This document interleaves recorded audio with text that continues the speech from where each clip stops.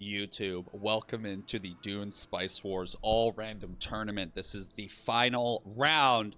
We have Beach Cat, Mighty Kenry, Cricket, and Legend playing in the match. Let's get spicy. So I'm spectating mode. I see everything. They are all in voice chat. I am deafened right now, and I'll be popping in and out as we see fit. So right off the rip, Mighty Kenry is Harkonnen. Whaler is, or Whaler Cricket. I'll say Whaler from now on. Whaler is ECAS. Actually, no, I want to call him Cricket. Okay, the Cricket is ECAS.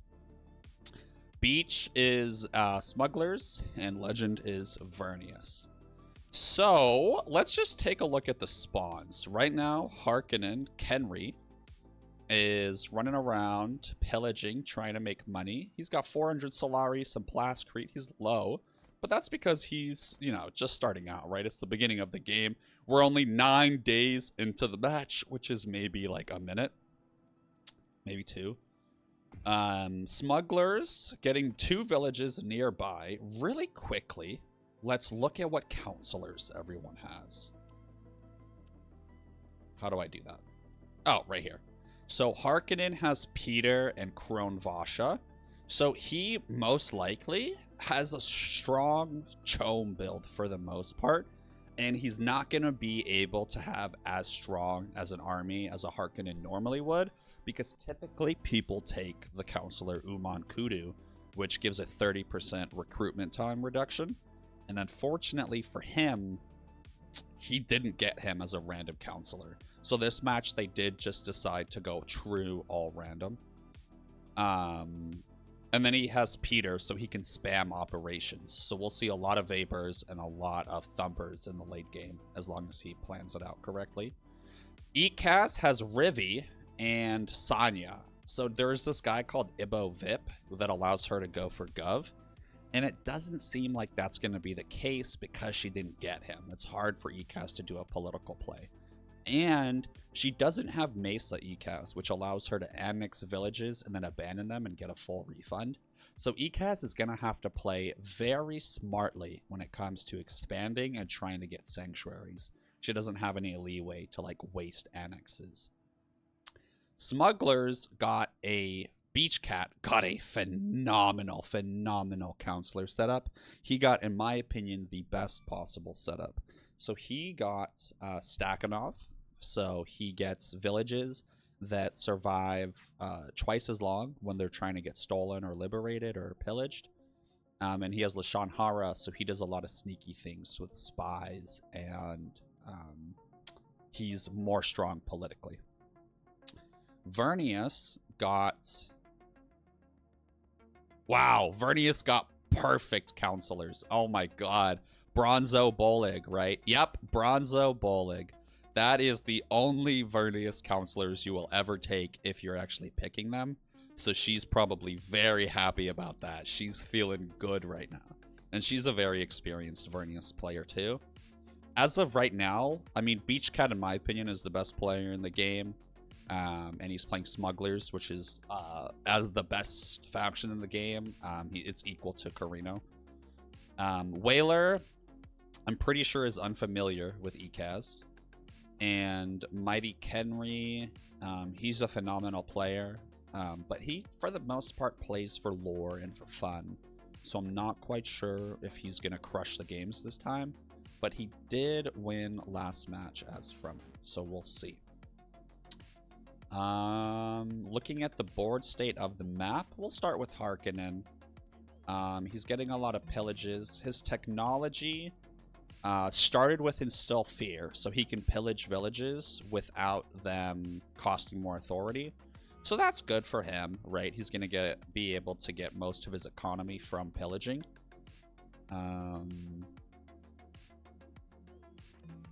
ECAS going for more of a generalist tech path. He's unfamiliar with the faction, so that's always the best way to go about it. Smugglers also going for a little bit of a generalist build, but most likely prioritizing spying logistics due to the fact that he got Lashan Hara, and she does more things with spies. Looking at Vernius, Yeah, if you're Vernius, you're getting these 3 blue techs initially. That's the tech path for Vernius. It helps them too much.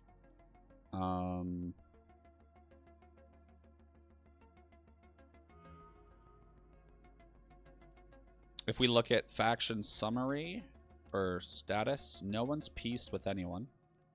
Or wait, just kidding. I don't spectate that often, so don't yell at me if we deal with some issues here. Espionage, whatever. Armory, whatever. Camera, whatever. So right now, Hark. Okay, focusing on that spice. Ekaz. Just sitting around, alright. Smugglers. Yep, just doing pillaging things. Absolutely valid. And Vernius with the suboids. Running around, trying to annex more villages. So looking at the expansion, I don't quite understand what the plan is here, if I'm being honest. I'm not a good Vernius player. Because this is touching the main base, and this is touching both. So if she's doing her neural node network this way, like, she can't expand either way, this way, this way. At least not using these neural node connections. But if you look, this village up here is touching this desert. So she can use this neural node network, go and grab Sandfall eventually, leapfrog this, and then use this to push in further if she wants. And look at this village, right? Based on the map layout, it's going to be so difficult for anyone to use these villages due to getting sandworms, supply issues, etc. to attack Sandfall. That's an absolutely incredible defensive position. Personally, if I was smugglers, if I had the map scouted and I saw this, I would rush to annex Sandfall and just deal with fighting Vernius. I think that's what I would do if I was smugglers, because you're never touching this, in my opinion, in the late game if Vernius gets it. Looking at Ekaz, we have no sanctuaries yet, which is quite unfortunate. But it seems like they're gonna be going to make this a sanctuary. So they're gonna annex Well of Riches, and then they're gonna grab this Plascrete. But he's not that familiar with Ekaz, so let me just ask really quickly and see if he wants a quick piece of advice. Just because he's so new, the other players are experienced, it's fine to give him a little tip or two, I think.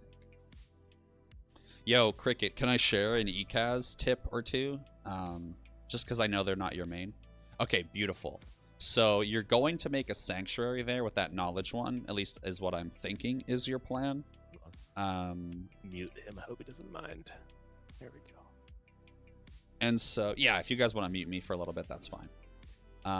And so when you capture Well of Riches, before you capture the Plascrete, pillage Sablat. Pillage it first, because otherwise you can only do a tax collection, which isn't as good in the early game.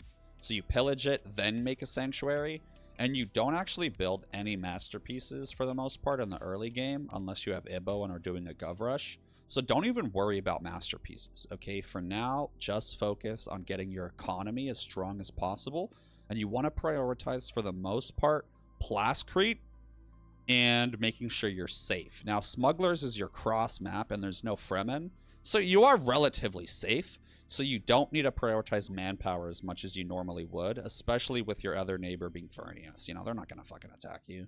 And I mean, maybe Harkonnen could, I don't know. But for the most part, I would play this a little greedily, and I would rush for more money, and I would put my manpower into those harvesters sooner rather than later. You're building Plascrete buildings, which is perfect. If you look at the spice field south of what you're going to have as a sanctuary, you'll notice that it has youthful eagerness. You need to put all of your manpower generation in that one village. Don't build manpower anywhere else, right? Ekaz is all about maximizing quirks, and if you spread your buildings out too much rather than utilizing quirks, it messes you up a little bit. It's all about the quirks, bro. Your economy, unless you get lucky with your spice fields, for the most part, isn't a spice economy. Typically, it will be a quirk economy, in my opinion. However, a big strategy for ECAS is to get the Harvester Works building in your main base, which you get when you go when you get modular parts in the yellow tree. And that gives it to where for each yellow building in a spice field, you get a 5% boost. Well, masterpieces count for double. And so you build a spice field and 4 masterpieces, and in a neighboring region, a spice silo. And that is how you get the most out of your spice fields. And so the first building you typically want to build in your foliage, you have 3 options. The 30% authority boost, the knowledge boost, and hegemony boost, or the faster masterpiece builder where you can get infinite in one village. It really depends on the board state which one of those you pick, but that should be your first one. Unless you start getting attacked, then maybe the manpower one. You want knowledge first, not masterpieces. Yeah. And then in this instance, because you're getting your first... Holy fuck, that got expensive.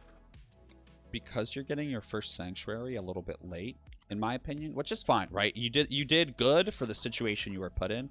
I don't think there really was a faster way to get sanctuaries, in my opinion, that would be optimal for your build. So yeah, I think you're doing fine for now. The last thing I'll say is for army composition, there's no Fremen in this lobby, so for the most part, I would prioritize musketeers. And I'm sure Beach Cat throughout the match can fill you in on army comp stuff. But I would suggest, as a basic consideration, in general, it would be like 2 squires, 2 knights. Only people disagree with this, but I do 1 fencer for the 20% slow to help me kill heroes. And then all musketeers, and then it's situational depending upon if they're building more melee or more ranged, maybe. Oh, and then 2 or 3 of the flame dudes. And then your ship is important to get early as well, because it gives all your units a 30% boost in damage. So you don't want to be in any fights whatsoever until you have the regular spaceships, the fuel ones, the thingamabobs, warhammers, warbanners. And then any major fight in the late game, you can't take until you have your spaceship. So early game, you just have to run until you get the thingamabobs. Late game, you need your spaceship. Other than that, I think you're doing fine, brother. I think you're crushing the games.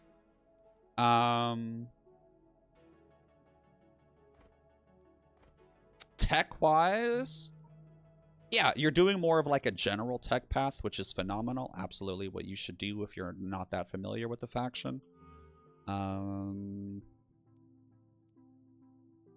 ECAS. Why are you giving a truce to Vernius? That's just bad form. Yeah. Yo, Kenry, did you... or here. Whaler, just in case anyone did mute me, will you just type in chat to unmute me now? Henry, he wants you to unmute him now. Hacksar? Yapping. Yeah. Okay. Thank you.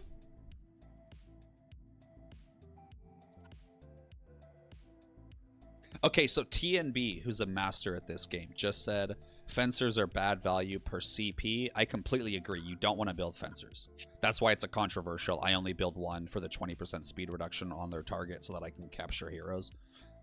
But, so, you know, make your choice. Unless they spam... When you say that they're not good for CP, what do you mean?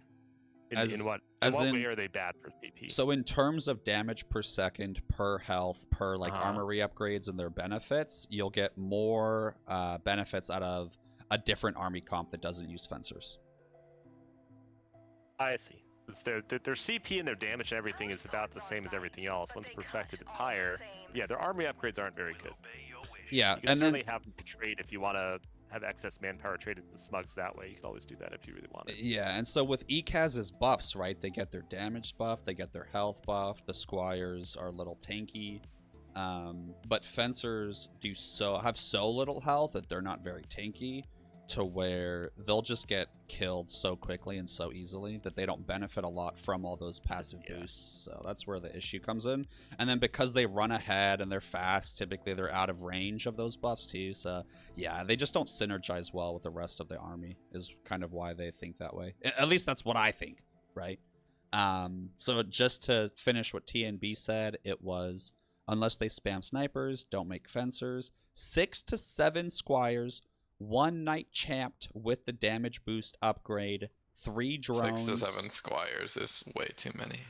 3 drones and the rest muskets. I agree 6 to 7 squires would be too many for this lobby. I would only make 6 to 7 squires if there was a Carino or an Atreides. For this lobby, I would probably go 2 or 3. Now, if you're endlessly fighting Harkonnen, I would build less musketeers. But if you're fighting smugglers, build more musketeers. And if you're fighting Vernius, I would build a couple more squires. Harkonnen. Harkonnen did nothing wrong. Yeah. Oh, and then ECAS, it's really important. Do not get caught up in perfected units. Only build those once you have a full army and full manpower and full militia. I don't think that's necessarily true. Yeah, that's people play differently. If you're expecting to fight early, then and you're gonna need a good return on value for your manpower quickly, then you don't make perfected units. Otherwise, you do make them. Look at that. Look at that. It's because you tend to not want to have any early engagement as ECAS if you can afford not to. Yeah. They really get stuck back if that happens, and that's no bueno. Yep. Yeah, I play ECAS very differently than other people, so... Well, you learned how to play ECAS on your own in pub lobbies without talking to anyone. Just suffering. So. Yeah. Classic. Okay, I'll be back. Okay, so let's evaluate the board state some more, guys. We can see no real major engagement so far. So unfortunately, we can't go crazy here with any wild commentary. That's kind of why people say this game is hard to stream and it's not something to go viral or anything. But once you see the finer nuances of the game, it's so good to see the little things that people do. I mean, look at this, right? Smugglers has 2 different groups pillaging. And if he's really going hard, he could even have 3. And that's just to maximize his return on like running around the map pillaging. Because if he just had 1 army, he would be missing out on pillages. Because as he was traveling, some would refresh and he would be too slow to get them. So by having 2, he's able to be more on top of his pillages. He's pushing up against ECAS.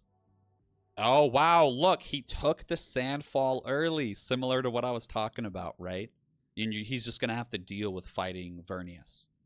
Maybe I think I misspoke. I might have said ECAS earlier. I meant Vernius. And so I think he's most likely going to commit to killing Vernius. Because if Vernius is out of the game...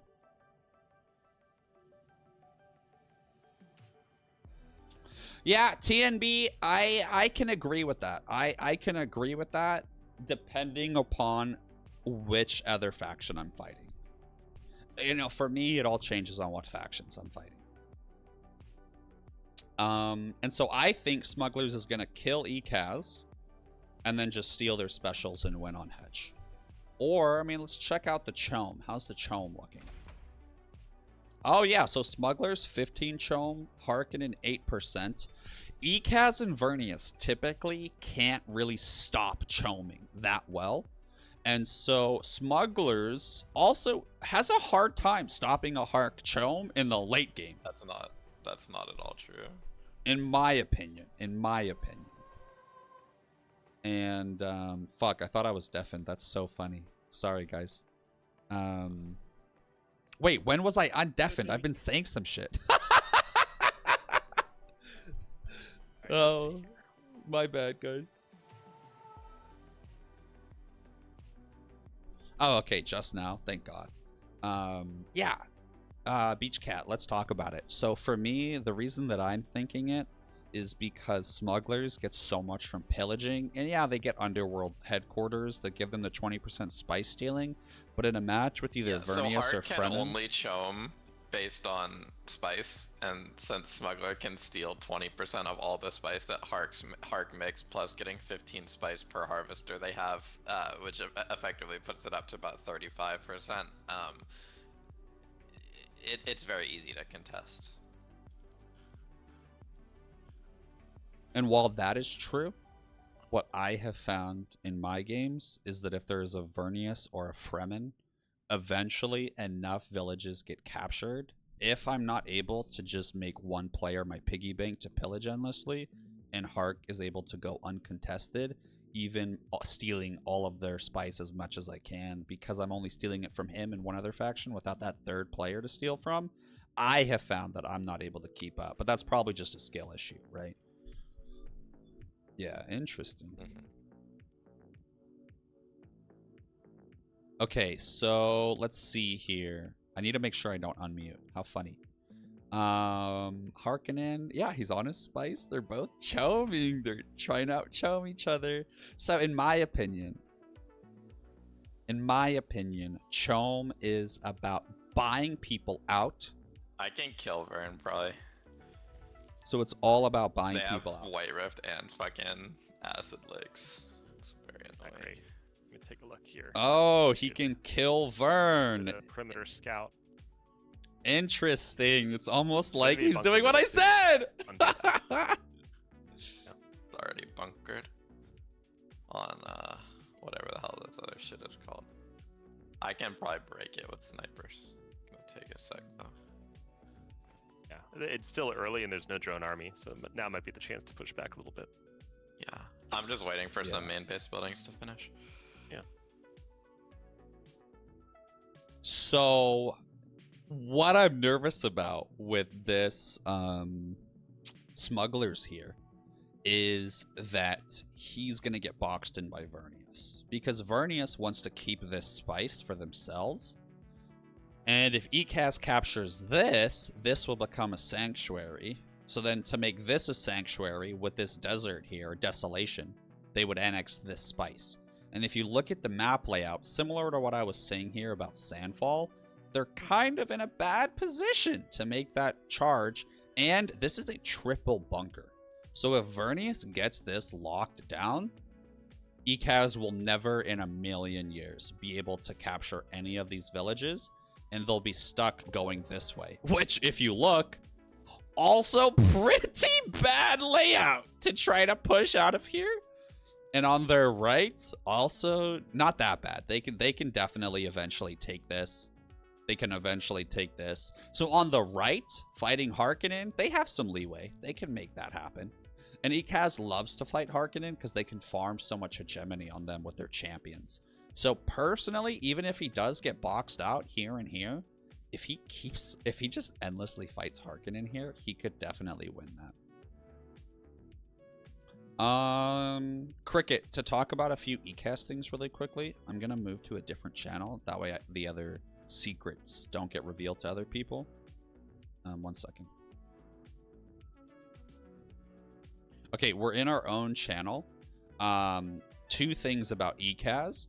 Is if you're going to go for a hedge win, it's really important that you get a champion farming hedge super early.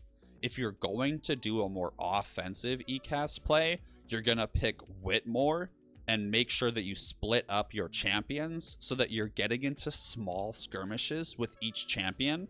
So you're going to split up your command points into 20, 20, 20. Each one will have a champion, or 2 will have a champion, 1 will have Whitmore. And all you do is small harassments and engagements. And you kill militia and you kill buildings. And that is how you farm hedge, right? If you think about it, a champion going and looking at that Harkonnen village to the right, Mundu Vale. I mean, once he gets that built out, right, that's going to be 500 to 800 hedge. And once he gets his upgrades and there's more militia there, it can get up to even being 1,000 hedge for killing all militia and destroying all buildings. And with Harkonnen, remember, they spam units, right? So they're going to be building a bunch of sleeper agents and a bunch of those stupid Cerberus that explode into even more. So if you do skirmishes against Harkonnen, you can get so... That's how I win every game. If I'm ECAS and there's a Harkonnen in the lobby, even if they're my cross map, I essentially just farm him very early on in the game. But it is a very risky strategy because people will pick up on it, and you'll have a 3k hedge lead, and you'll have 6k hegemony in your champions, you know? So then they murder one champion and you're cooked. So that is an option for trying to win. The other option is to just outcook them and use all of your authority gained from your sanctuaries and stuff to just make more authority and more hegemony over time. The issue here is that you only have one special, bro. So without Moondew, I mean, eventually you have to take Moondew, right? And eventually you have to take Imperial Basin. But for now, it would be good if you could start farming some hedge with champions. You made a knight your champion, which is okay. However, knights typically are one of the first things that get targeted because of just like how they look, right? They look like a cool, fancy unit. Whereas if you do a squire, typically you can kind of like hide it a little bit more. And people will, instead of targeting the squire, they'll instead target the champion. Or instead of targeting the champion, they'll target the knight. However, this is an experienced lobby, so that doesn't really apply here. But just something to think about if you ever play Kaz in a different lobby. But that knight is not perfected. So if you start farming hegemony with it now, you're missing out on a 20% health boost and a 20% manpower boost, on top of being a champion where it gets an extra 20% and 20% power. And so for me, with how high risk versus high reward champions are, I personally would say once your army is fleshed out and full, I would abandon that unit. And I would, or if you're gonna take Whitmore, whatever, fuck it, leave it. But if you're gonna take Ilisa, I would probably end up later, once my army's full, abandoning it and make it a perfected squire. Because perfected squires have so much health, they're hard to kill. And for your armory upgrades, you want to get the upgrades that allow the squire... Exactly. Damage bonuses are turned into damage reduction. And then on the knight, you give it nearby squires get more power. And then your war banners get the upgrade that means ECAS units in medium range take 10% less damage, and your war banner should get the extra speed outside of combat upgrade. And so that's how you make your army the most effective in terms of like boosts. But yeah, you only want to make perfected units champions typically, unless you're doing some weird shit. Now with Ilisa, that is a much more defensive game. And Ilisa would be a Gov Rush, or you have a lot of specials and you're cooking a lot. So personally, I think this is a Whitmore game because you're going to be so offensive and there's a Hark in the lobby. But obviously, play your way. The last thing I'm going to say is you do not go triple yellow. Do not go triple yellow because there's a smuggler and a Harkonnen. You're not going to be contending Chom. It's not your job. It's not going to happen. They're already at 16 and 7. You're at 0. You need to go triple blue, triple red. And then depending upon how much warfare is going, or if you're going Gov or whatever the situation is, it'll change each match, whether you go double red or double blue. But so far, yeah, you have perfectly fine main base buildings. But instead of the Landsrat standing one, in the future, or whatever, you have your own reasons, but don't forget to get that knowledge one and the hegemony one, because most likely it's going to be a hedge win, and that 20% starts every tax. So you know you can miss out on 800, 900, or 800, even if you're really late with it, like a whole 1,000 to 2,000 hedge just from tax because you miss out on that 20%. So try to prioritize that a little bit more. And then the last thing I'll say, is about the spice field. So if you look at Grim Al Nit, if you annex that, it doesn't really do anything for you. Cool, it's a village. But if you want to make that a sanctuary, you have one more village you need to capture.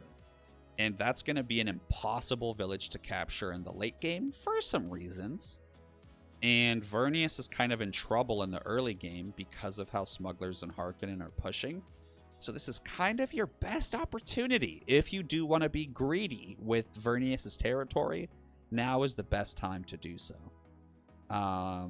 And I think for the rest of the match, I'm going to leave you on your own. I think I've given you a little bit of details with Ekaz. Ekaz is very important with macro and building up your masterpieces in the late game and maximizing that. Oh, fuck. Hold on. One other thing is your garden. So at 5k, you unlock the garden, I think. Maybe it's 10. I think it's 5. For each sanctuary that's touching, you get 2 knowledge and a bunch of other bonuses. So whenever you have one village that touches 2 sanctuaries, immediately make it a garden. Or if you can eventually get one that touches 3 or 4 even, then you want to make that your garden. Because that early tempo for the knowledge boost is so important. Because you're only at 9 knowledge, right? So you're going to get a 50% increase if you were to have a garden that's touching 2 sanctuaries. So just things to think about. And then really try to prioritize your quirks. So you can see you have Run Eel. It has 2 manpower doodads. And if you look at your resources, you're at 115 manpower, making 14 a day. You're maxed out on command points. Now is the time that you'll start, once your army's full, disband 2 units and then replace them with perfected. Personally, I play a little bit safer and I get all max militia and all harvesters maxed out. Then I start perfecting units once I have max manpower. But obviously, if you're not being attacked or anything, you can play differently. And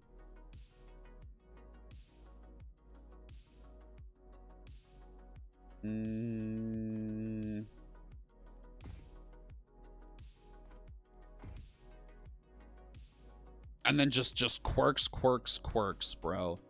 If you have quirks, you need to be exploiting them because they're doubled. So, I mean, look at your Plascrete on the far right and your Spice on the far south. Both of those have local sourcing for plus 10 Solari, but you're only getting that plus 10 Solari if you have a blue building. But it's actually 20 Solari. So just building a blue building, even if it's like the radar tower, which is free upkeep, you get 20 Solari. It's essentially like a gold mineral thing. So it's all about looking at your quirks, right? Like, look at Red Chasm, that flame there. While that Plascrete is boosted by 20%, by building a water there instead, you would boost both of the other Plascrete factor, or something blue there, like knowledge. You would get a 40% boost to all buildings and a 20% boost to the other one. So yeah, absolutely, right? It's all about the quirks. So if you look at Gunin, right, the one to the left of that flame, it has both of those, or fucking, if you have yellow, you get stuff. And masterpieces count as double in those instances. And so if you build 5 yellow masterpieces in there, you're getting 10 Plascrete and... Oh, wait, never mind. It's just 20% economy. Never mind. That's the wrong fucking quirk. Never mind. That's not as good of a village as I thought. I thought it was 3 Solari per masterpiece. My bad. But your spice field over there on the left is huge, right? Plus 3 Solari per economy building. But this is a tough one because the quirk is plus 20% resource production. And normally, right, you're going to build 4 yellow ones. But in this instance, because of that quirk, and it being doubled by building a red building and a blue building in there rather than just 5 yellow, because each masterpiece is going to give you a plus 10% boost. But by building a red and a blue, you miss out on the 20. But it boosts everything by 20, so you can do something differently. Don't build red or blue masterpieces in there, because those don't get any benefit to their production, because they're not producing anything, right? So for there, you will build like manpower or knowledge or some actually useful blue or red building, because you want that 40% production boost, right? And then, like, look, that spice up there in the top right, you don't have the main base building to build multiple sanctuaries, so get a 40% more effective research in there, you know? Looking at the quirk on Well of Riches, if you make any plascrete, it gets turned into Solari. It's a 1-to-1 ratio for plascrete to Solari on there. And then, yeah, nice job, right? You got the plascrete on the plascrete one with the 40% boost. Yep, you're going to go and annex that. If you look at your operations, you only have probe set up, but you have 0 intel. As ECAS, your army is like the slowest, and I swear to God, you get wormed more than any other faction. So it is extremely important in the mid game and late game to always be making intel and always have a thumper on you. Always have a thumper. Like, oh, dude, because remember, right, as ECAS, you only have 4 training slots. Perfected units are super hard to get. Oh, here we go. All right, I'm going to move us back into the other channel.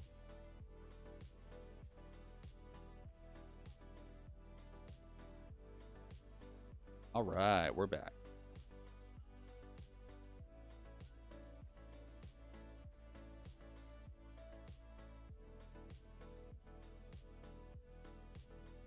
Dang, you guys just stopped attacking Vernius, huh? Yeah. Yeah. For reasons. May now be that will, newer, be undisclosed at this time. bigger problems for us to solve. All right, well, that is true. I've been busy looking at ECAS. Is there anything that you guys are talking about currently? What's the deal? What's the tea? We're just hanging out. Just noticing that Smugs is how far ahead? 5k ahead. Ooh, king. Oh, I see. So, yeah, Smugs is 5k ahead, cooking 64. No one else is cooking. That's interesting.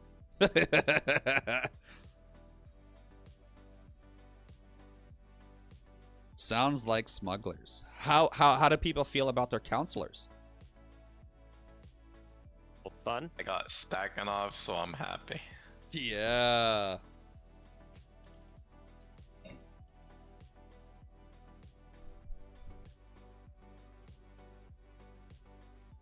Ugh, ECAS, dude. I'm so sorry that push failed miserably. I feel guilty for advising that earlier. I didn't realize the board state had changed so much when you were moving down there. Fuck.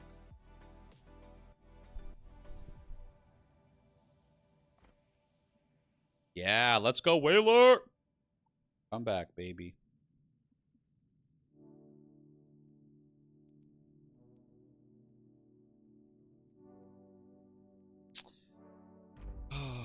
Fuck. Yeah, he was a little... I mean, not a little. He was a lot too slow on getting down here. That needed to happen way earlier when she was still getting attacked. I was too busy explaining other things. So, I mean, yeah, Smugglers is in a very strong position. It's going to take twice as long as for him to get attacked. ECAS cannot assist, so it's going to be up to Harkonnen and Vernius to stop Smugglers. Granted, Vernius could annex this and then delete the neural network here, make this a neural network, and use this to push into it. That is an option that could happen in the late game. Harkonnen doesn't really have a good option to reach down here due to this spice. Maybe Vernius will let Hart cap this to help against Smug. Or maybe Vernius will cap this triple bunker. Or maybe ECAS will, right? Ooh, this is interesting. Yeah, so what I think should happen is smugglers, or Harkonnen and Vernius, work with ECAS to let ECAS cap Imperial and Polar, so that ECAS can push into smugglers with them and help with the 3v1. Because otherwise, ECAS really can't do anything against smugglers. But this isn't my match, so I'm just going to shut up and let the game develop. You know, I was only talking to Cricket/Whaler because he's new with ECAS, didn't really understand the things to do. But I think he knows enough now where he can make his own decisions, and I hope they work out for him. Harkonnen has another special to capture. That'll put him a little bit closer. But if we look at the tech, I mean, Harkonnen, not close to cooking. Not that much mill tech. Does have a lot of blue tech, though. So hopefully he's doing something sneaky. Is he assassinating anyone?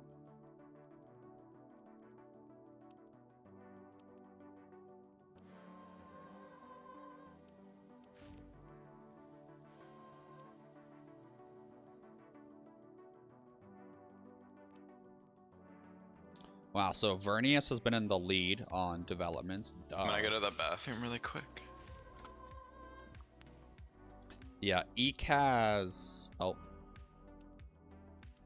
You can see ECAS is struggling on the technology. We're getting there, okay? We're getting there. Solari! Okay, Vernius is starting to come in strong on economy, so hopefully they'll be able to help with Chom a little bit, maybe. Wait, why aren't we eligible? It's odd. Standing. ECAS Tech? Wait, why we did can't they vote get on Chom anyone but support? ECAS and Smugs, but we're all ECAS. eligible, aren't we? No, you don't have the standing. You need 250. Am I missing something? You need 250 standing. Oh, you dropped to 248, bro. But how? Did you destroy a masterpiece on accident? No, no, no, no. Was there a Lance Rad resolution last time that lowered you? I don't think so. Minus 30 to each I was faction? eligible at the start of this one, which is why it was very unusual. Yeah, I don't know what that's about. That is weird. That you so you could not be voted for either? Yeah. Weird, huh? Yeah, because you're supposed to get the 10 on council opening. Who are you pieced with? That's just Verdun. Yeah, kind of strange.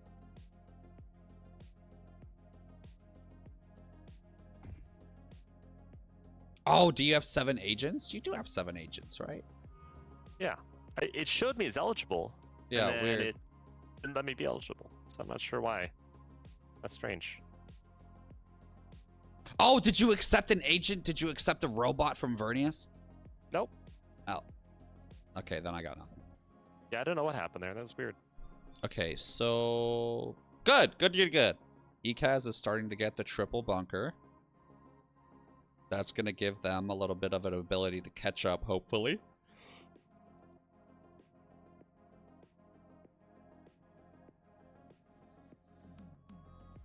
No one's pillaging their sieges, but no one's allying with them earlier.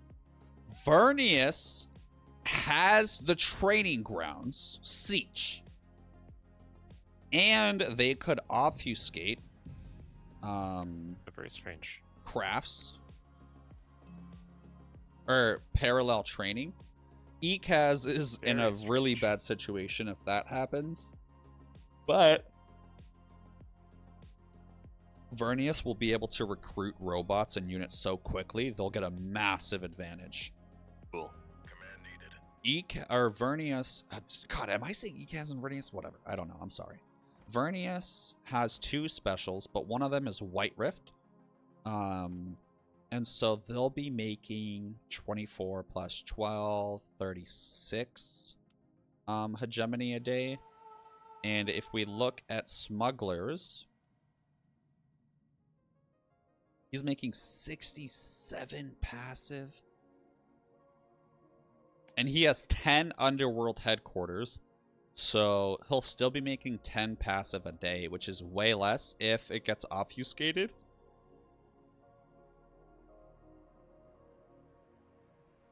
Okay, Legend is trying to get Vernius to get mid, or fucking Jesus. Vernius is trying to let Ekaz take mid. Let's see what Hark does. Dude, Hark, what are you doing over there on Polar? Just curious. Okay, he's annexing it. Wow. Oh, he's gotta catch up somehow.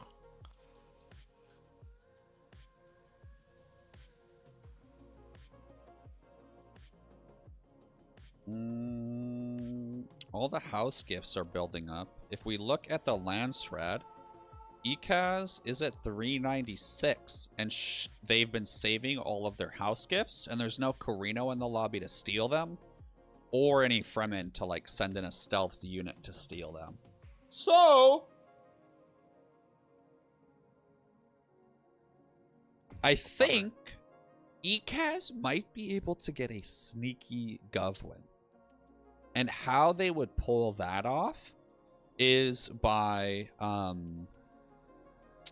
waiting until major fighting happens, waiting until Ekaz, or sorry, waiting until Vernius. I don't know if that's an entirely accurate description of what's going on here. Gotta be honest. Waiting until Vernius obfuscates parallel training, if they do, and as soon as it's obfuscated and people have wiped and they're gonna have a hard time recovering, they get Gov voted in and take it. And if we look at their tech, they have gotten political art. So they could go Gov. The problem is they don't have the Counselor Ibo Vippo, which would allow them to escape from loss of rights. So they need to get Speaker before then, which is gonna be tough to happen.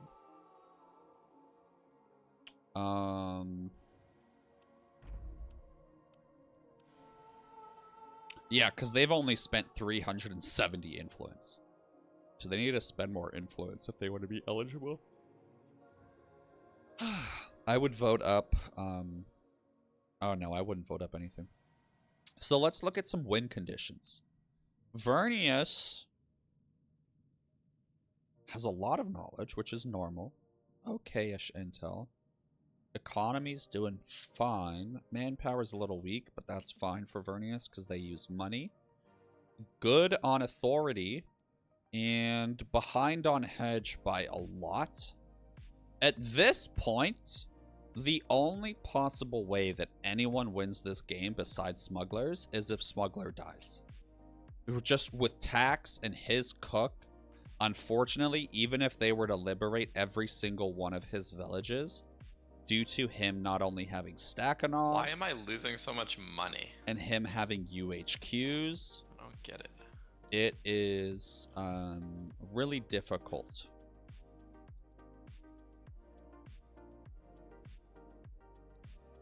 And he's losing a lot of money, which cracks me up because earlier he was like, "No, Smugglers will choke in the late game." This Ekaz main base?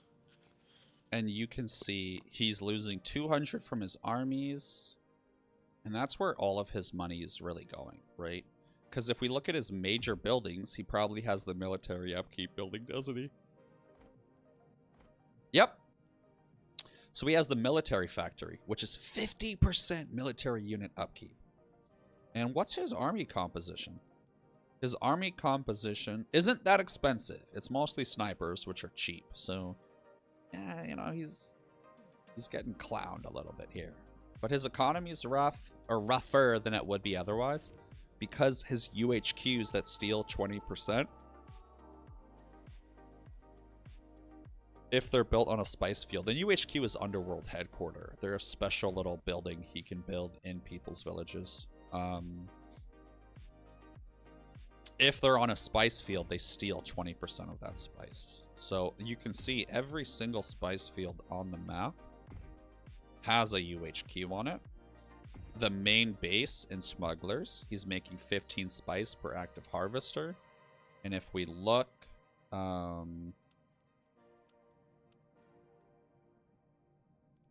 guess you can't tell how many harvesters people have, but I'll just look. Oh, Vernius. Okay, Vernius is getting rid of Sandfall. Hopefully it goes through. Smugglers is moving down to try to stop it, probably. If we look at their operations, they're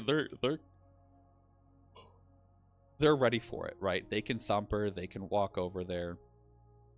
The issue is that ECAS doesn't have that big of an army and can't reach smugglers, and Harkonnen isn't ready to attack. So if ECAS and Harkonnen posture and are ready to strike on smugglers the second smugglers goes down here, it can be a beautiful thing and they can make a 3v1 happen. But if they continue to deal with 3 separate 1v1s, they lose 100%. Okay, Harkonnen.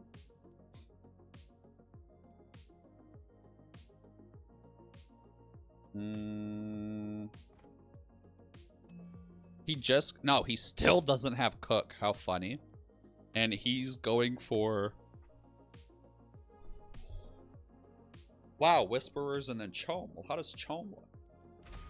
Well, we can see no one's really choming. And no one has a ridiculous amount of money. So I really don't understand why he's doing that. Like, he's not gonna win on Chom. I think that's a mistake, tech-wise. I think this is a hedge game. So at this point, if I was him, I would just rush for Symbols of Authority and get a Cook going. Because Vernius is gonna have to obfuscate crafts. Or after they wipe Smuggler's parallel training. Those are the only 2 things that are going to happen. Unless Vernius is saving the obfuscation to see if maybe they'll get assassinated and they can obfuscate the ability to even recruit assassins. So we'll see about that.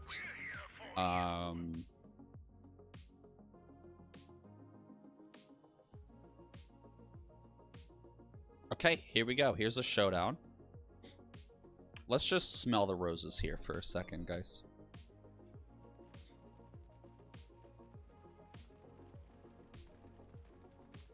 Okay, bunching up all of his units so that they're more effective.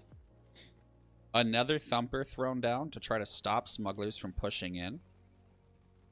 Okay, he applied Calm Jam, but unfortunately the worm is still coming. He gets stealthed because of Drisc's ability. Instantly snipes important units. And his units are on top of a mountain, so they're not going to get wormed. Dodges the Thumper beautifully with the Calm Jam. No supply issues. It was a 1v1. Unfortunately, Harkonnen was too slow to move in. Smugglers is going to be able to extraction network, go home, and then go and fight another 1v1. So unfortunately, this is bad news. Granted, he does have to wait for the Calm Jam to go out before he can do that, but that's really not a problem. Yeah, Harkonnen was too slow.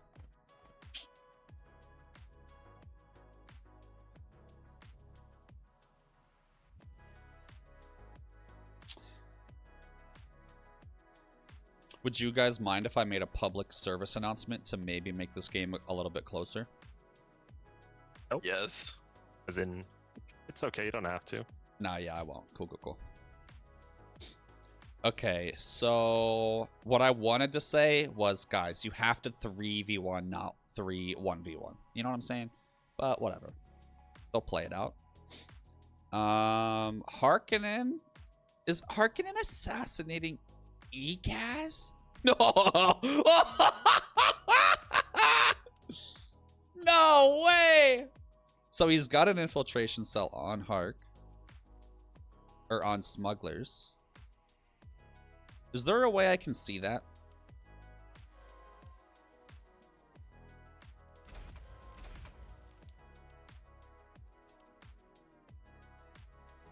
Oh, this is where you can see Harvesters. Yeah, I'm bad at spectating. Okay, I am bad at spectating. I understand. So Vernius maxed out on Hedge. It's fun. Wow. Harkonnen didn't even attack at all? I heard none of you cooking.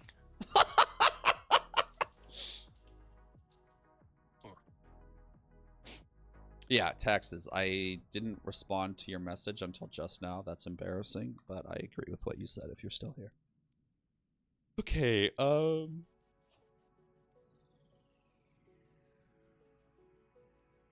if Vernius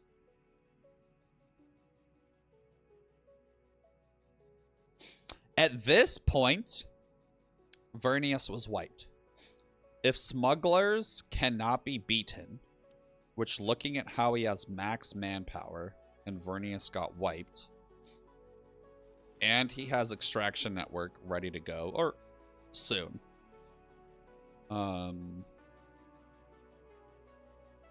Wow, going for the annex. Okay, that's an aggressive play.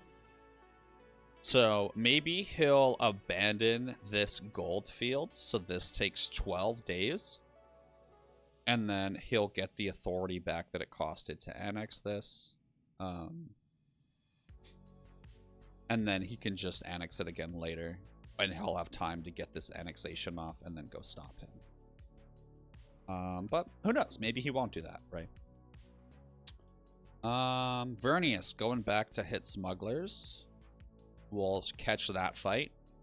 Ekaz minding their own business, just kind of cooking, doing their own thing. Their champions don't have any hegemony yet. So hopefully they start farming someone soon.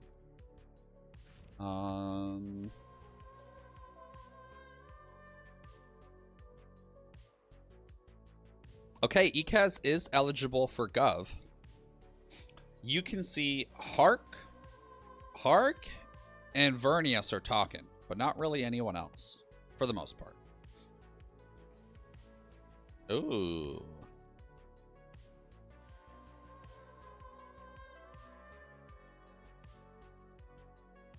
Where is gear gonna go?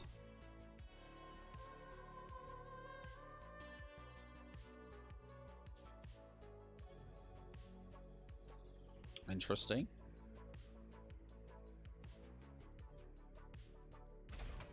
So you can see Smugglers isn't worried about a chome win because no one has chomed and no one has an insane amount of money to just buy up all the chome if he sells.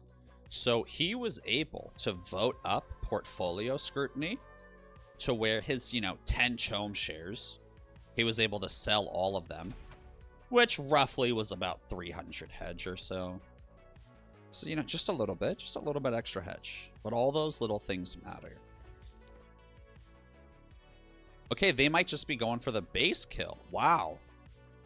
Okay, so yes, he forced smugglers to abandon that annexation by going for the base kill.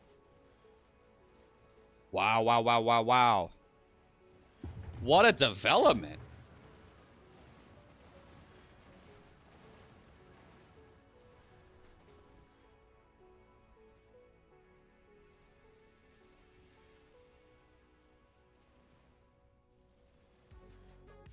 Okay, so this is interesting. So smugglers isn't wiped, but they're definitely weakened. No way. Oh, good dodge. Good dodge. But he's definitely weakened. And unfortunately, Harkonnen didn't continue this annexation. But he should be able to recruit his units back in time. Ooh, what happened? Tell me about it. Parallel got obfuscated right as he got wiped. Oh. Dang. And now Ekaz is weaker too. Now Ekaz is weaker too. Oh, what a mess. Oh, Vernius. We'll see. We'll see. Maybe Vernius can pull something off. We'll see.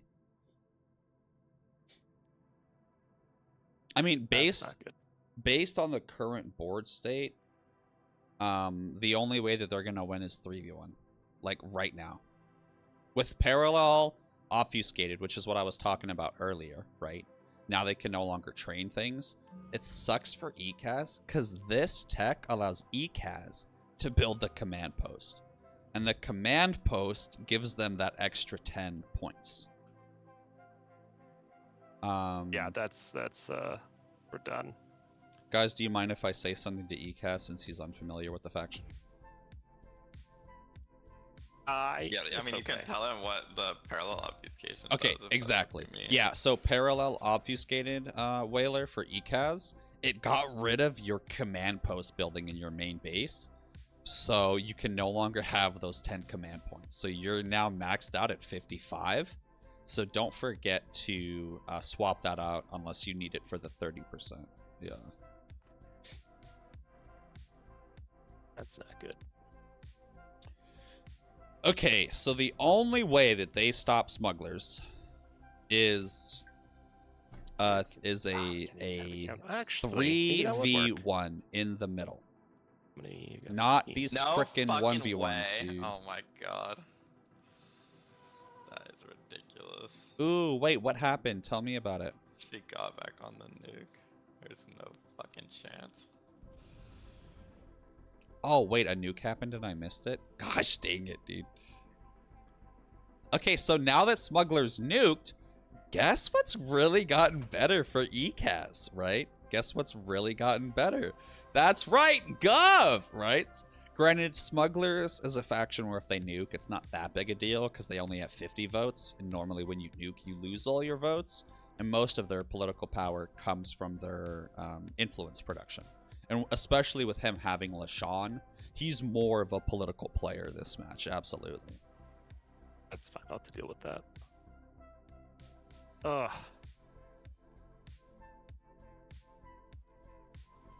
I really hope ECAS has a supply drop.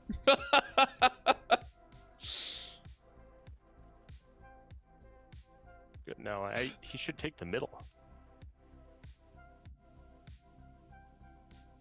ECAS! Oh lordy. Yo, Hark! You should have gotten off that annexation and let ECAS take it. Fuck. It's I a know. strategically important bit of land here. I know. That's a tough For situation, many man. reasons. Of all things to obfuscate, crafts would be the other idea, but No, I'd still win off the then it's craft just the UHQs, obfuscation. right? Yeah. Yeah, the craft obfuscation, in my opinion, had... it fucks them over too, but it does delay smugglers. And then it's a land game, which I feel like Vernius Nuke excels was in. a mistake. I should have just given it up. Fuck me. Yeah, no, the nuke absolutely was, dude. Oh! Because now the Lance-Red guards, he's in a pariah status. So what that means is...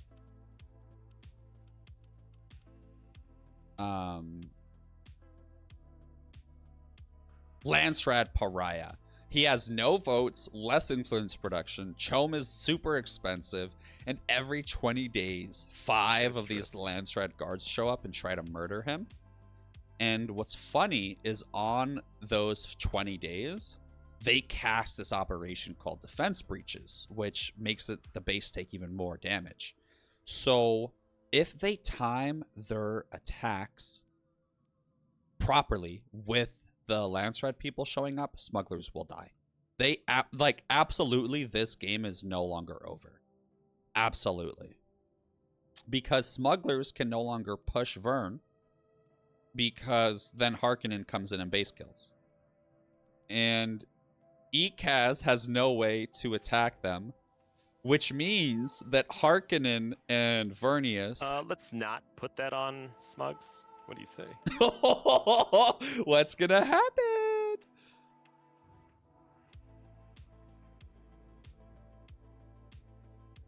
Yeah, so ECAS getting wiped and parallel training be gone.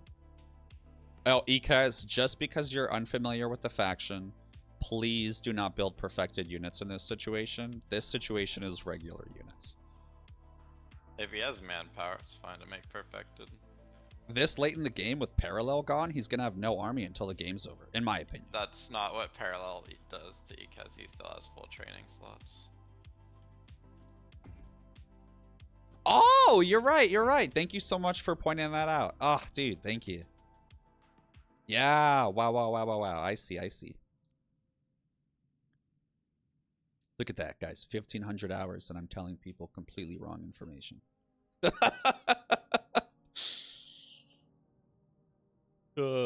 That's funny. Okay, hopefully ECAS can get polar. Let's see, do they have the authority and stuff? Yeah, what the fuck? ECAS! Take polar! ECAS, what are you doing? They're, like, are they trying to sandbag their hedge? Honestly, they are ahead of Vernius on hedge. They're gonna be ahead of Harkonnen, and they're cooking more. ECAS has a sneaky win. They do. They absolutely have a sneaky win available. He just needs to not forget about his champs either. Oh, man. But the thing is after they annex this, they're going to be in second place. And we all know Beach Caddis Smugglers is going to be yelling at them. Guys, ECAS is right behind me. I'm not the problem. I'm going to die soon. You can nuke me to kill me. I'm not the problem anymore. ECAS is ahead of me, and it's ECAS. They can farm with their champions. I'm not the problem, guys. ECAS Gov. Guys, ECAS Gov. That's what's gonna happen. If I'm wrong, I will apologize to Beach Cat if he watches this.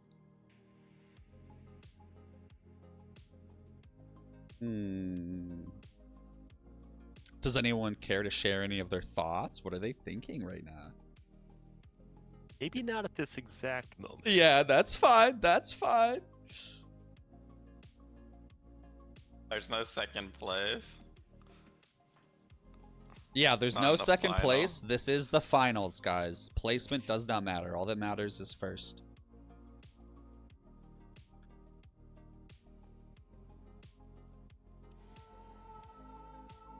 So ECAS can go Gov. Interesting. I honestly, it makes me sad that ECAS spent all their influence on Spacing Guild. Like, they should have known that the others were going to help.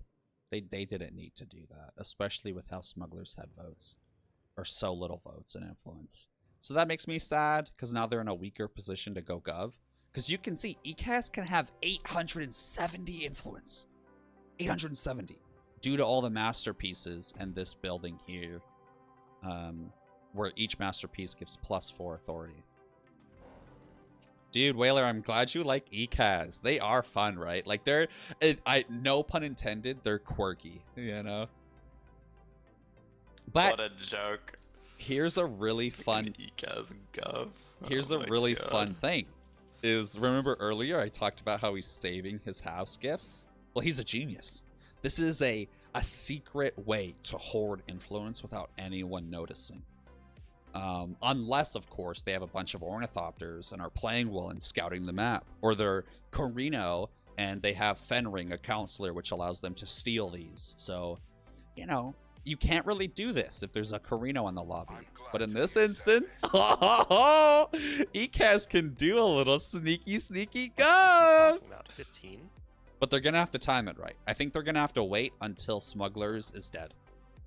Or they wait until Smugglers is about to die so that Smugglers still doesn't want to come and help.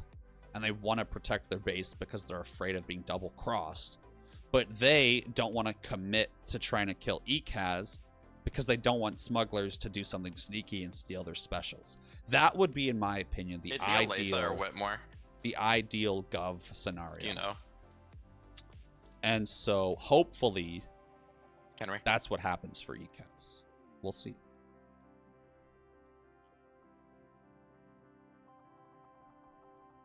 Oh, so there's Legend in the chat. I don't think he knew that about the house gifts. I gotta be honest with you. That's why. There's Legend in the Oh wait, chat. he actually gets it. Holy shit. Why'd you tell him about the house gifts, Legend? Okay, wait. Well, Gov isn't voted up yet, you clowns. Do you have Siege Incentive? Start researching it right now. If you don't, we're gonna need it.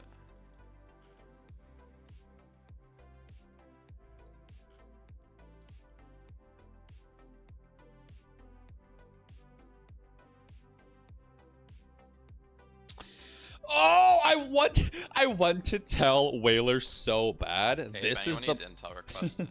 Oh, Whaler! This is the point of the game, that you build all your I've militia. been stormed 4 times since the fucking parallel obfuscation, so I Okay, still okay. don't have 65 CP. He is, thank God. But okay, and there's the turret. Okay. Now, what about these? What about these need a turret? What about these? And then this manpower, all of his manpower production is going to go away when this gets liberated.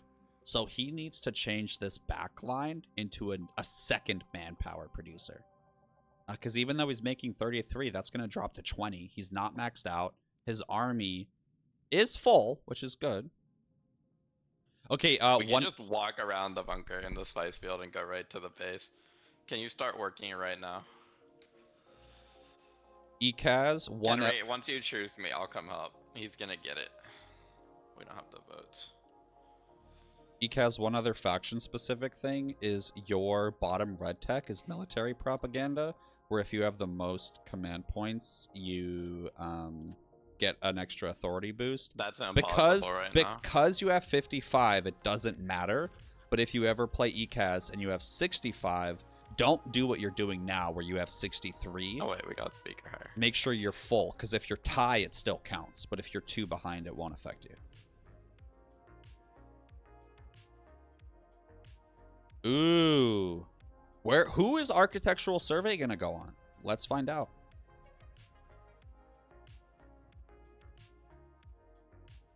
Guys, honestly, if it was me, Architectural Survey on Harkonnen. Or on Smugglers, 100%. Ekaz didn't even vote Gov up, right? Ekaz isn't going Gov. That's not a threat right now. And it is, it absolutely is. Because Ekaz just got Speaker. So now they can't do loss of rights. And they probably let them get loss of rights because they thought, oh, he has Ibo Vippo, which ignores loss of rights if it does happen. And that's a event that can happen where they get taken out of Gov if they can't avoid it. But Ekaz has this special counselor that lets How are you cooking that little? But because they all went random, Sandfall, yeah. He doesn't have Ibo Vippo. But they don't know that. But they just probably assumed it. And we're like, Speaker doesn't even matter. Wow. Okay, so Smugglers and Harkonnen and Vernius, you can see they're chatting, right? They're chatting. They're making ready to make some moves this council and hopefully kill Smugglers. Whenever the Landsrad Pariah effect comes in, and the Landsrad Guards land and Defense Breaches is casted for free, that's when they all need to push in. If it was me, I would be attacking him already and get like pillages done on these so that their turrets and militia no longer matter. If it was me, I would be coordinating to make that happen. And that also stops him from being able to go and pillage or farm XP on a siege or get authority from a siege. Right? Harkonnen is also assassinating Smugglers, which is fantastic. Now, Smugglers does have Stakhanov, which is going to get a 50% authority capture cost refund. Guys better get some nukes to deal with that Kaz base once you're done killing me.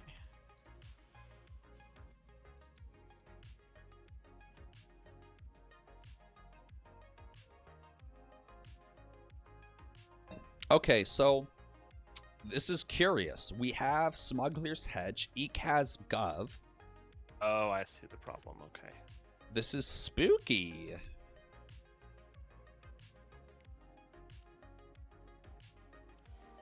Hey, I'm Captain Influence. I'm gonna send you some. Gov is up. They all have influence. Freaked.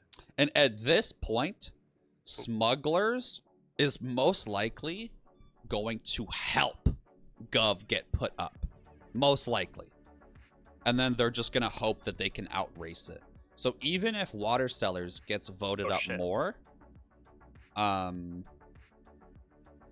was not paying attention there. Huge pain in the butt. Did the same thing to Astros last game. And Ekaz could go Gov. And like, let's say as a team... what's your influence cap, Kenry? As a team, they could probably stop it. But what Smugglers is doing is making it seem, in my opinion, this is what he's doing, as if he really cares about Gov. He wants to help with Gov. I'm not the problem. We need to go Ekaz. So he's going to bump up Gov while making it seem like he doesn't care about Gov. So we'll see how he ends up spending his influence and if Gov actually gets voted up or not. Now, Kenry spent his influence earlier to vote up water sellers. And you can see he's doing a sneaky play where instead of trying to out-charter the charter by spending all of his influence, voting it up more, and getting into a battle of influence production, he is just trying to wait. And probably at like 1.2 days, because the council locks at 1 day, is when he will bump it up so that it's above Gov, and then ECAS, unless they're watching it, will be too slow to hear the notification where it goes and then react and vote up Gov in time, even if they had the influence to do so. Yep, you can see they have it set up perfectly to do the sneaky charter change. So hopefully ECAS is cognizant of that. I would love to tell them because they're unfamiliar with the faction, but that's not a faction-specific thing. That's just a general strategy thing. So unfortunately, they're probably not going to see it. Okay, they're making plays. Interesting moves happening. So we have Vernius preparing to attack smugglers. This village is ready again shortly. But when the council comes up, hey, in 5 days, the effect of the base taking 50% damage and power due to the Landstrad Just Council. turn around right now, Legend. You're gonna get wiped, and then you're gonna have no army to deal with the ECAS. It's not a good idea.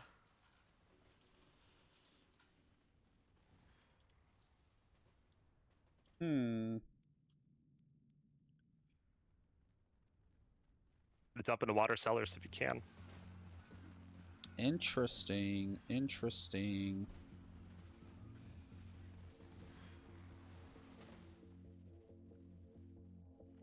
But ECAS's engineers, is she making another supply drop? She did not make another supply drop. Her engineers and hero are going to die. Which means her entire build collapses. However, Harkonnen is in here. And he is probably thinking to himself, Smugglers has a calm jam. So if I run in here low on supply and charge with supply, he will just calm jam, and then my whole army wipes. So operations that I can he used his supply drop early to refill his troops. Sort of earlier than you normally would. I'm not even leading. I'm heading. Guys have any more influence? All right, Smugglers needs to vote up Gov. Oh, wait, he can't. Oh, okay, cool. The sneaky was effective. Damn, I missed the battle, but he done goofed. But honestly, maybe he didn't goof.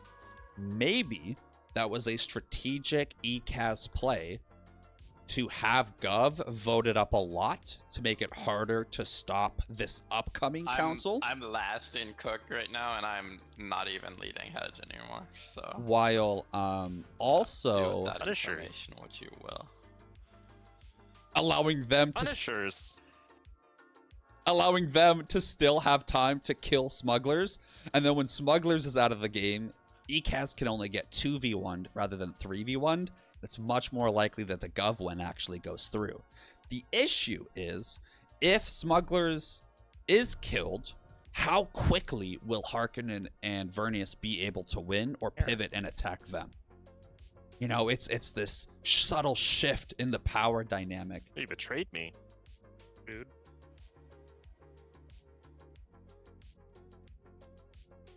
Smugglers is still pariah, finally still back at 0 65 standing. CP. Holy shit. Wow. Hey, hey guys, I don't get notified of like the noises that you guys hear. So if anyone launches a nuke, please tell me so I can come watch. because I'm not seeing it. If that makes sense. And you don't have to tell me ahead of time. Daddy, no.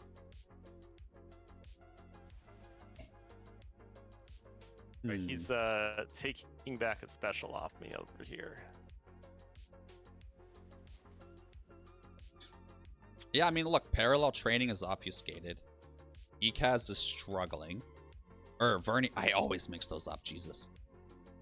Harkonnen has this 60% off. This 60. This 60. I mean, it costs 180 to annex all of these right now. That's insane. And if we look, he is only at 90 authority. Okay, so not that much. He does have a siege he can pillage, though. But it's a nice siege, so he's probably not going to pillage it until maybe the very, very end of the game, if at all. The assassination got canceled. But even though smugglers lost this special over here. lost this special, lost this special, look at this. He is still at 24k. About to be at 25. Like, that is smugglers with the early cook. That's why it's such a powerful strategy. No one else has any nukes, which is sad, right? Because they could maybe nuke this to cause a little trouble, some rascals.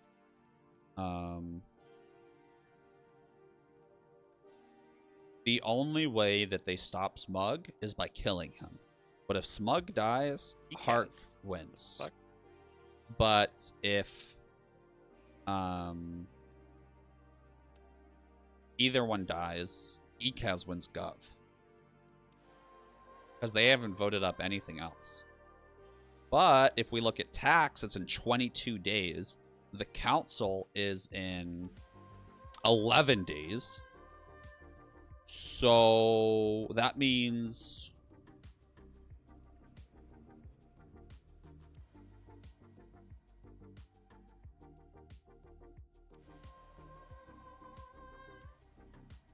there's only one more tax before Gov wins.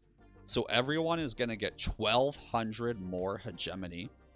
And they're only cooking at most 50. So conservatively, 25 grand plus 1.2 for 26.2. Plus, you know, another special would be... Well, a special in tax is 3 grand, so that'll put him at 28. So unless either of them are able to capture 2 specials, they're fucking Ekaz. Damn it. They're gonna win Gov. And Ekaz got rid of Harkonnen's village near here, which would make Harkonnen much more of a threat to Ekaz. So now Harkonnen isn't really a threat to Ekaz. And Ekaz just needs to try to stop smugglers from winning beforehand. But remember, smugglers probably can't unless he annexes 2 specials. Or in his case, just 1, actually. Because of, let's see, 25 plus 1.6 plus the 1.2, 2.8. A parallel training obfuscation is the absolute fucking worst. That's going to put him at 29.8. Yeah, it's pretty good for me. I'm not losing too many units aside from. And if he, fucking insta worms. If he gets a Landstrad quest on the left, he could get here we go. 300 hegemony from completing that for the win. So in 6 days, and on tax in 15, he wins hegemony. And Vernius doesn't realize that and is too worried about Gov. Okay, Kenry is on top of telling the lobby in chat, letting them know. Ekaz, this doesn't matter for Ekaz right now. Ekaz just needs to let that happen. Honestly, Ekaz needs to go and help stop smugglers. Yes, absolutely, that's what needs to happen. And Vernius is trying to count that on parallel training's smugglers absolutely dying. insane. Operations. Oh, shit. Oh, he doesn't have vapors. If he had vapors, it seems like smugglers doesn't have a supply drop. Or if he didn't have a supply drop, it could be really effective. But he does. But he doesn't have a comm jam. He has the influence for one. He's just forgetting to build it. So that's funny. And he has a nuke ready, so any sort of decap is going to get stopped. I think this game's already over, though. The only way is if he gets nuked.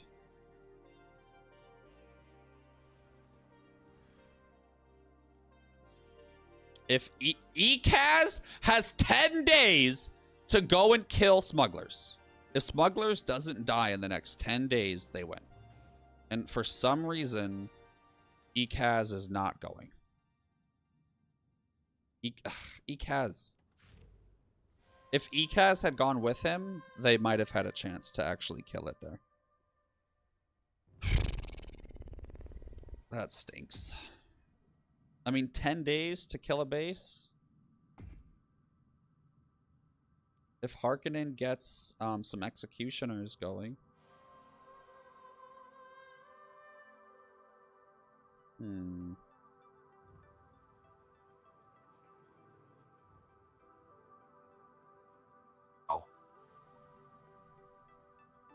Smugs opposing that. Interesting.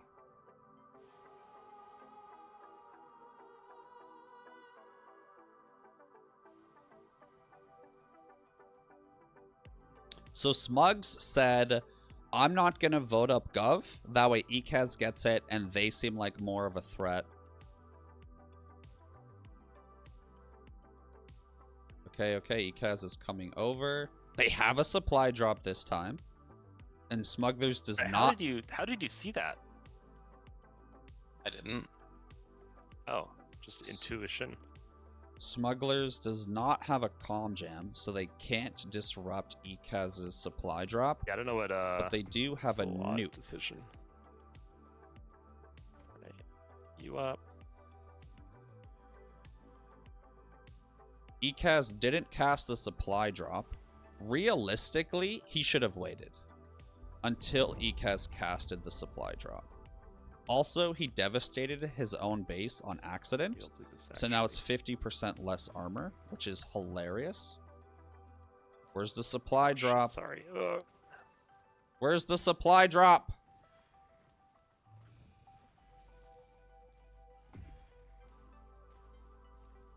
It's fine. They're not even dying due to supply.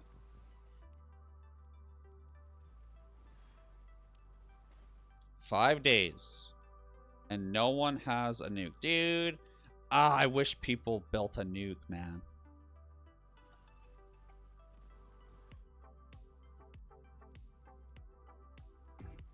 $2.5K. A nuke would kill it. Maybe the Lance Red Guards will show up in the next 4 days and finish the job. I don't think that's gonna happen though. 0.5K. Yeah. Dang. I'm not gonna be able to make this nuke in time. Yeah, a nuke would have done it. 2K left on that base.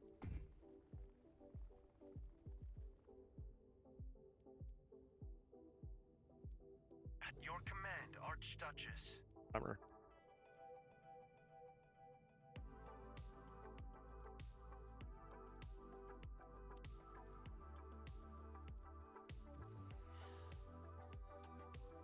I think the Landside guards are gonna spawn before the game ends. Yeah, that's what I was If they just spawn talking about. Now they might be able to kill you, but that's maybe as good as it gets for us. His whole army's there to snipe him instantly. He devastated his own base with a nuke. That was so funny. It's pretty funny, actually.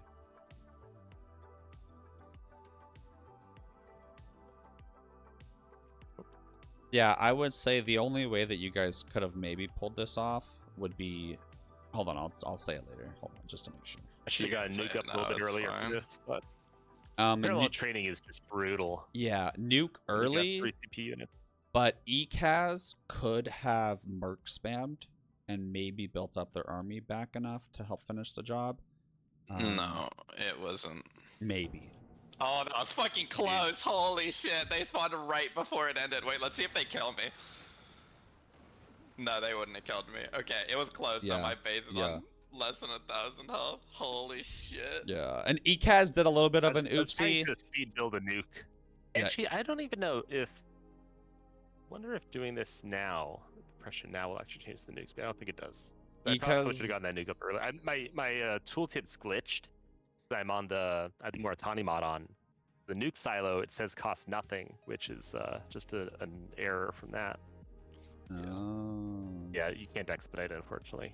Yeah. Ekaz forgot their ship, and I think that would have been the difference. It was like just lagging behind their army the smallest little bit. I was so sad to see them pushing without the I probably ship. would have attacked him. It probably would have been enough to launch another. You had a truce? You did a truce, Ekaz? Oh, he ran through my territory at the end there. Damn. I just abandoned my region up top so he could take that. It wasn't worth fighting over. Yeah. Oh man, you guys did really well. You know, some good pushes, got the base low. Ekaz had a cheeky little play there for the Gov, which I liked.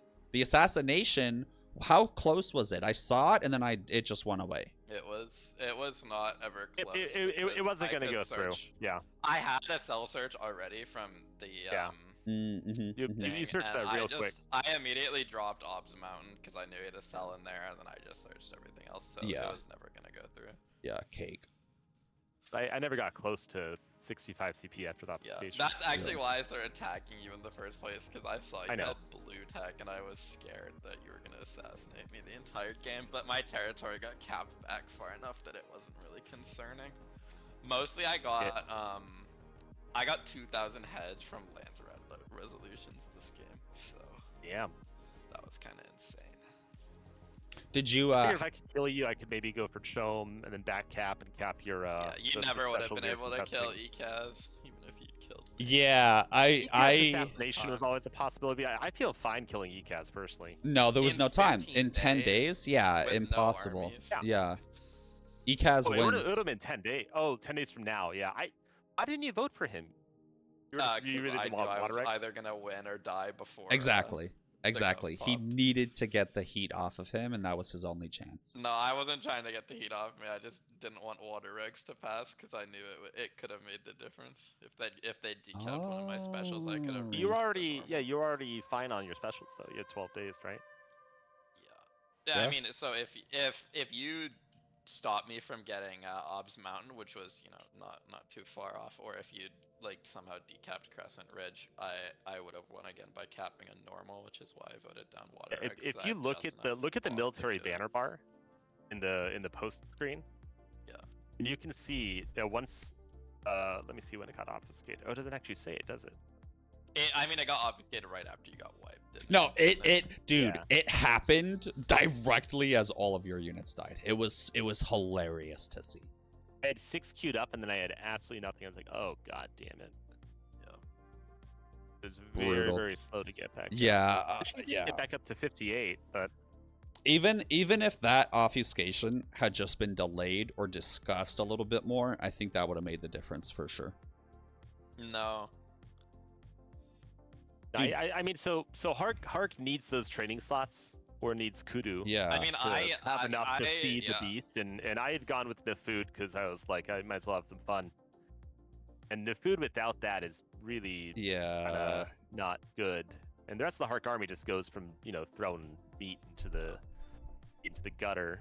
And the Smugs have a good job at trading CP with their snipers, right, and Brisk. Ekaz gets more training slots, so Ekaz gets 4 training slots in that situation, and Ekaz could have actually out attritioned if they,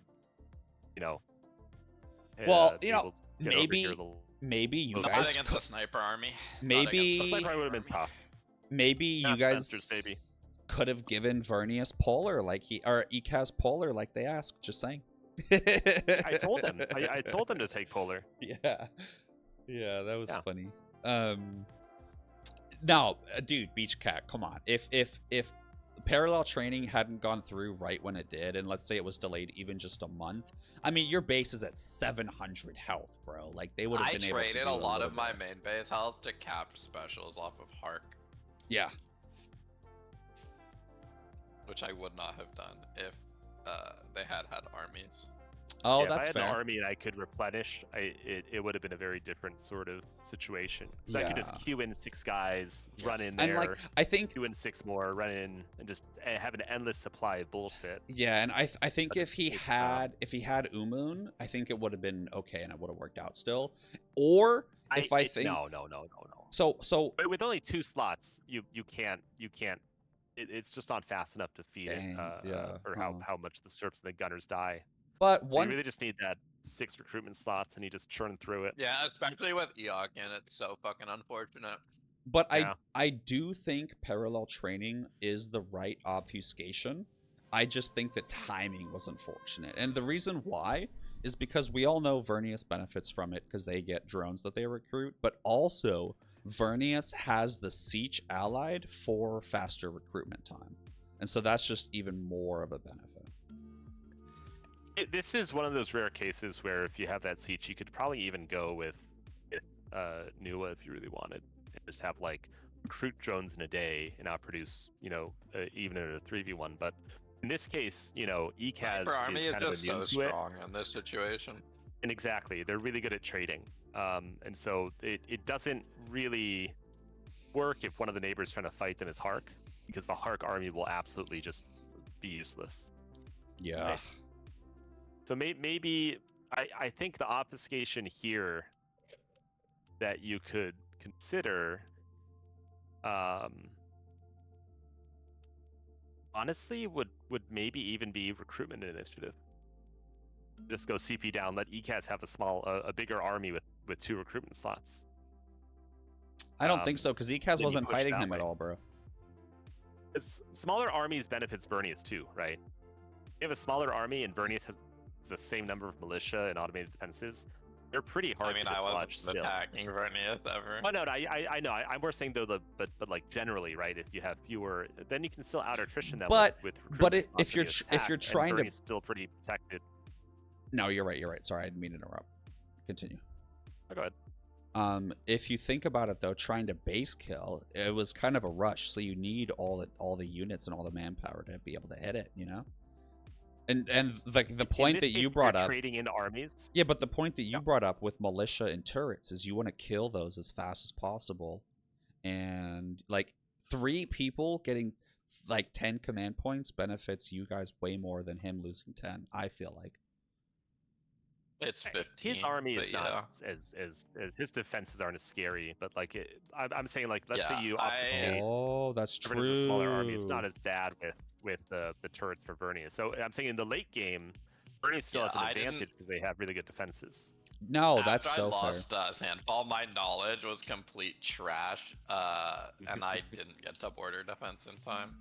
Like I was 18 days away from finishing. Yeah, and your militia don't benefit that much like Trades do in the late game, where they're super beefy, and you didn't have the siege for extra militia health. Hark did. So now I see what you guys are saying. Maybe the recruitment initiative would have been the right play. Yeah, that's interesting.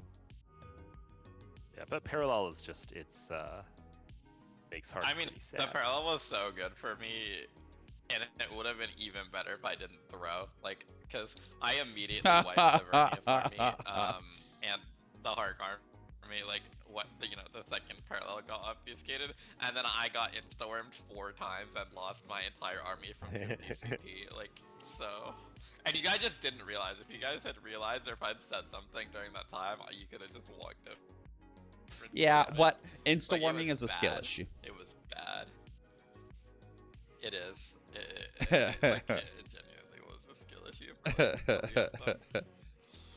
Yeah. I was trying to sauce on the Vernius and I got overconfident with it. I think ECAS played Gov beautifully where they didn't prioritize it on that earlier council. They did it at the perfect council, in my opinion. The money shot. Oh lordy. ECAS never could have gotten Gov because we were just producing influence and bumping the charters. I was sending them my influence the whole time so they could use their. I think if you die, ECAS. Well, no, but he timed it perfectly. Die, right? If he's able to come in and kill your base before that Gov vote, and he wins it, and there's no, we wouldn't be able to outdo it because we put everything in. He still won, right? Exactly. I mean, look, Hacksar, he didn't time anything. I let him have Gov because I knew I was No, either gonna win or die. Exactly, and he knew that, so that enabled him to do the Gov when he did it. Because if he had pushed for it, because he had the influence to have Gov voted up the Lance Red Council before that it actually did, but he didn't spend it and he didn't vote it up. Yes, he did. Brother, trust me, I was spectating. I saw all of the information. I literally talked about this. He could have had it come up earlier, but he didn't. I actually thought that you would be the one to vote it up at the council beforehand even. That way they had to go and fight him rather than try to kill you. It's too risky because Legend would probably just keep blood feuding me anyway. Yeah. I don't even think it's blood feuding at that point, right? It's more of you're telling them, the other players, you know, either you're going to let that guy get win on Gov or me win on Hedge. At that point in the game, that's effectively what it is. And so either way is fine. It usually sows some discord, but what it does do is it makes ECAS a lot more likely to keep their army in their own territory. And that alone might be worth it, because then you can handle a 2v1. But if ECAS had marched his army over to blow you up, I think you know, you would have. I mean, he died. did. He lost it. I'm saying when there is more of a coordinated push. Yeah, dude, I was so upset. I think even a coordinated push would have failed because of my nuke. I mean, based upon the way that you're not fucking sneaking up and getting it again like you did the last game. Holy shit! I lost because of that too. That was good. I thought you'd like that. Based on the way that you launched, I was looking at him like, he has a nuke, and I know he's gonna use it, and the best thing I could do is probably steal it from him. Second best thing is probably destroy it so he can't stop the liberations. Yeah, stop the fucking moon, dude. That was a fun one. That was a good game. Yeah, that was. Does anyone have any closing thoughts? How did you kill Minx's base in that game? I missed it. So I don't know if you saw the terrain on. Oh. Getting the base. Sorry.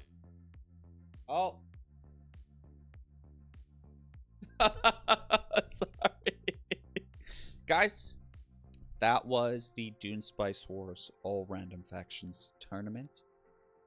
If you enjoyed me spectating and sort of talking about the game, commentating, sharing little insider tricks or ideas and logic that I have about what the players could be doing and being wrong about it 90% of the time, then please comment below, let me know. You know, I don't plan on making any more of these of me spectating unless, you know, you guys let me know that you really like it. Thank you for being here, and hey, if you still are, love you guys. I'll see you on the next one. Bye.